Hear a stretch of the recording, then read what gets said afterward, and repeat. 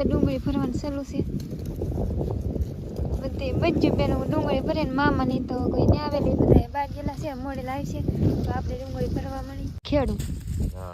ને ડુંગળી ભાઈ આમ તમે જોઈને મુકા ભાઈ પકવી આમ મસ્ત નેહારી મસ્ત છે તો બસ આપણે તો કેમ કે